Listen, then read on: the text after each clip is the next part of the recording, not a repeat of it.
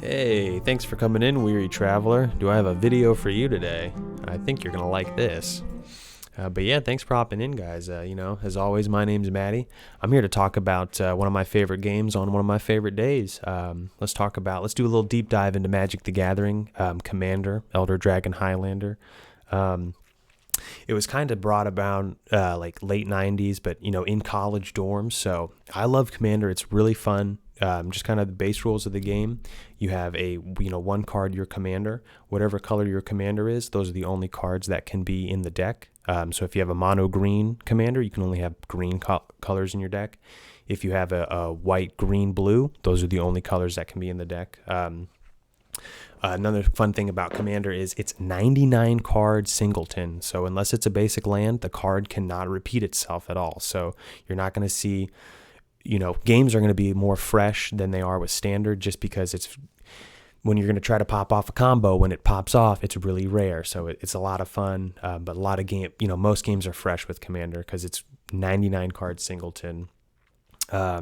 With Commander as well, you start off at 40 health, and then from there, last planeswalker standing wins, normal to the game.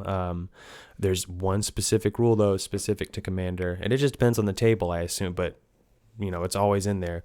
The 21 damage from Commander, it's kind of like a blackjack rule, because Commander can get out of hand really quick. There's always been a rule where if my Commander deals 7 damage to you, it's not 7 damage, my Commander deals 21 damage total to you, you're out, KO'd instant. It's really helpful to keep the game moving, get it over with quick, but it's really easy to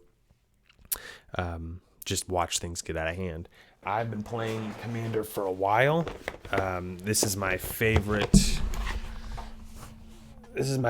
Magic format, as you can see. I think I got like 16 decks right now, and they're all single. There are 99 cards behind every deck, so just lots. I like to put them in these special sleeves too. But I got some monos, I got some tries. Let me just show you. Let me shuffle my cards around for you. But I highly recommend Commander because of the replayability of it, because of the ability that you can go into your card pile, pull a card out, and be able to play with it in Commander. There's not a lot of banned cards. That being said, if they're banned, ask your buddies at the table, because you shouldn't. I've never heard of, competitive Commander.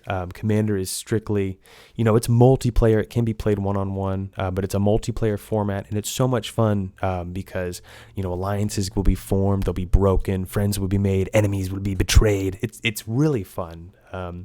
It's just a game of politics, but since it's 99 card singleton, not a lot of stuff will be repeated, so it's really fresh. And then with your Commander, I think it's really cool to watch people's creativity through their decks, like their medium. That being said, kind of hopping into the rules itself, I already covered just the base at the beginning, but it's got normal setup. When you're playing, you're gonna have your battlefield. You're gonna have your library where you're pulling cards from. You're gonna have your graveyard where you discard, where everything goes when it dies. You've got your hand, so all 7 of your cards, unless told otherwise. And then right here is special. You have your command zone. Your command zone is where your commander goes, and your commander has to be a legendary creature. And then from there, when it's in the command zone, it starts the game there. It's going to cost its normal mana price. If you play it and it dies, it goes back to the command zone, it's going to cost 2 extra. And that's going to happen every time it dies and comes back. So you'll always get to play your commander, but it's going to cost 2 more every time you're going to try to play him. But it's great because if you've got a gimmick, if you've got a build, your commander's always there, so you can work off it. So, she's always available. That being said, kind of building off, Commander rules itself, just a little bit specific. The Commander itself, my 10 o'clock alarm went off. The Commander itself has to be a legendary creature. Whatever color the Commander is are the only colors that can be in the deck. And then from there, if you like your Commander, if they've got really cool text, if they've got a really cool ability, try to build that deck off that creature, that ability. or not. Some commanders are just placeholders for the colors themselves for players to utilize.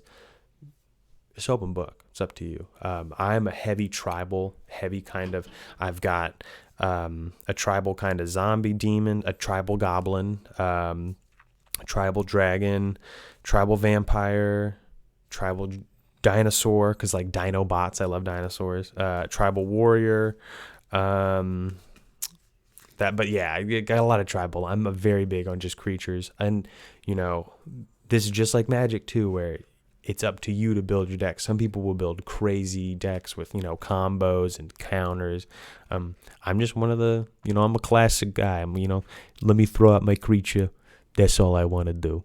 But right off there, with Commander, you've got creature spells, you'll have enchantment artifact spells, instant sorceries, planewalkers, and a full land base. Just kind of working off those. Whatever your deck's gimmick is, I would try to, repeat the rule of 7. So if I want to have, a couple big boys in my deck, I'd probably put around maybe, 5 and a couple lighters.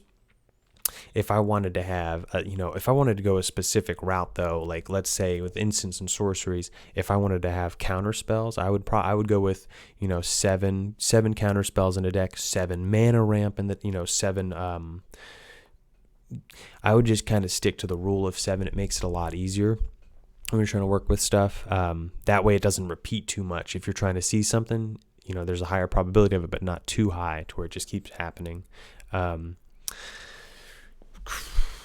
Just kind of looking at that list, I'm not, picking it all apart. The land base itself, with Commander, I highly recommend looking at pre-built decks just to look at land bases. They have good ideas for cheap, dual cards. But land bases, just depending on the deck, I would always cover it. I would start off at about 36, 37, and then just see what you need from there. Especially, I always have green, so I'm always mana ramping. But with Commander, there is so many possibilities of how you want to play the game and how you get to play the game. I'm not here to, shoehorn you into a specific route. I just play big creatures. That's all I'm good for. That being said, with Commander, you'll see a lot of enchantments, artifacts. Enchantments being, you'll see a lot of Voltron decks, in the sense of a Voltron deck is, one card. I have one. I have like 2. I have 3 now that I think about it, and it's really bad. But these 2 cards, a Voltron deck it just relies on the commander themselves, and then from there, just making a pillow fort or beefing up your commander so much that they are a force to be reckoned with. That's what you'll mostly see enchantments with. Artifacts, you'll see a lot of mana ramp artifacts. You'll see card draw artifacts. You'll see weapon artifacts as well. My warrior deck has a lot of weapon artifacts. Instants and sorceries. A lot of burn. There's going to be a lot of burn. Big one sorceries, a lot of plain, I say plain wipe, a lot of board wipe going on. So always have that in the back of your mind. If you need to pull from the graveyard, or just assume that there will be a board wipe eventually. So don't put all your chickens in one basket or whatever.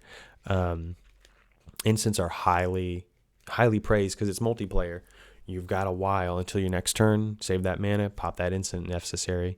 Same with your creatures, tap abilities. I always save your tap ability till the end of your opponent's end step, then you pop it on your turn, but that's getting all technical.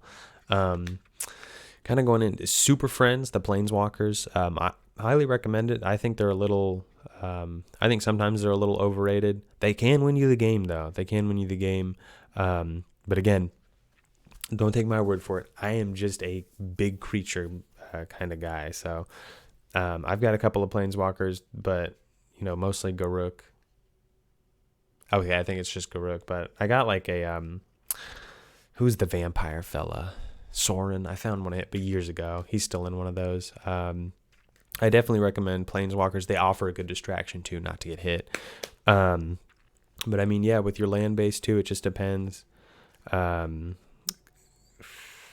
I wouldn't overdo it with lands that come in tapped. That's my big one with Commander. If you're starting your turn, most of your turns with lands that come in tapped, you're slow to the draw, and you need to be a little bit quicker. But that's just me. I'm not gonna tell you to go buy 50 Commander, 50 legend, 50 lands that are. No, what I'm going to tell you to do is definitely check out edhrec.com if you want to just have a good idea. If you've got a commander in mind, that's a good idea to just check out that website. It'll give you some stuff to base it off of, as well as it also offers really cheap, good card options. Because the cool thing about Commander is you can build a solid deck for $35. Done. And I'm totally saying, like, if you're on tcgplayer.com getting cards, done. I highly recommend just building the base of the deck first with the cards you have on hand, and then from there just trying to upgrade it. If you have a legendary that you just thought of, I say do it. If you've got the cards and the time, do it. Have fun. The hardest part, I'll be completely honest, the hardest part about Commander is sometimes you got to do inventory, and you got to check through all of them, and it's get a little out of hand sometimes. But I highly recommend grabbing a pre-made deck or making one yourself, playing with your friends. I always recommend multiplayer. One-on-one is solid. Some decks play out really well one-on-one, others don't. Some play really well multiplayers, others don't. But recommend getting together with your friends, getting a game going. It's just a great excuse to hang out. It's I'm not gonna say it's better than sitting in front of the TV and talking about video, but it's something different. Get your neurons firing. But hey, as always, I'll play us out. You guys have a great one, and hey, thanks again for watching these videos. I just appreciate you guys. Your comments always rock. We've got that giveaway going on, so check out that Discord. I don't think anyone's commented on that video.